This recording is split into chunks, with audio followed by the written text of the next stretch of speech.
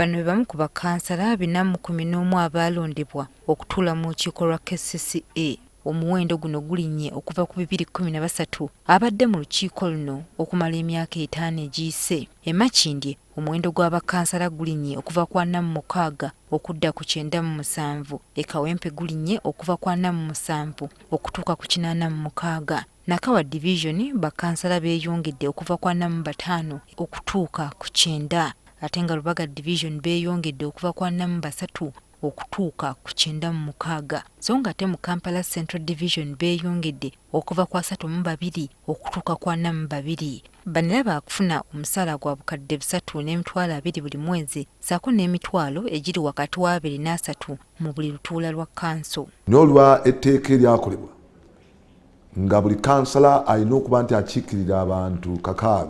Kati Electoral Commission nekozesa census, results of census okuba nti eddamu okutema electoral areas empya.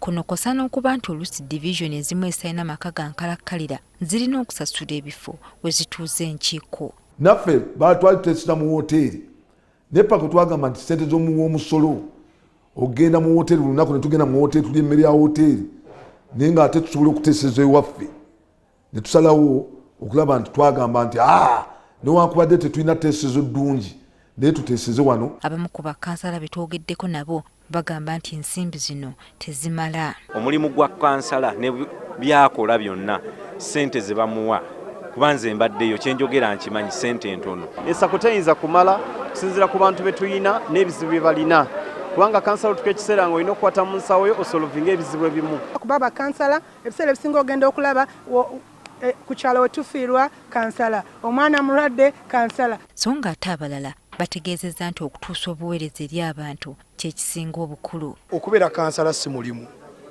okubeera kansala buvunaanyizibwa. Nze obuvunaanyizibwa bwange kolera abantu bange bannonze bampadde eddoboozi lyabwe ndiwo okwamplifyinga ddoboozi lyabwe. KCCA egamba nti neetegefu okunoonya ensimbi ezeetaagibwa okuyimirizaawo bakansala bano. Government is committed to ensure that now that these are up, the representatives of the people are up, they ought to be facilitated and they shall be facilitated. Abalondola ensaasaanya ya gavumenti bagamba nti mu kiseera kino eyolekedde akaseera akazibu. The end COVID has set in. So a COVID economy is a stressed economy. So I think that we are going to see even more stressed local governments. Balina omugisha aliko amagezi gawadde gavumenti. Stop the creation of these districts and other centers at the local government level. Bakansala bano abalondeddwa batandika okukakkalabya emirimu gyabwe nga bamaze okulayizibwa. Joyce Nakato, NTV ku ssaawa emu.